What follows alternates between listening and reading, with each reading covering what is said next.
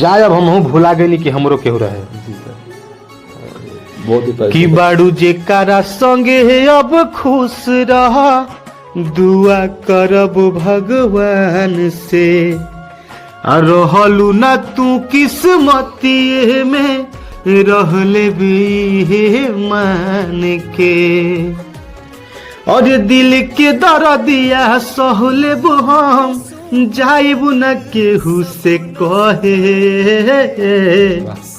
तो जायब हमहू भूला गईनी कि हमरो केहू रहे जायब हमहू भूला गईनी कि हमरो केहू रहे। और दिल से धन्यवाद देना चाहेंगे अरविंद ठाकुर जी को जो कि इतना बेहतर चीज लगता है कि माया को कौन लेते हैं। अरे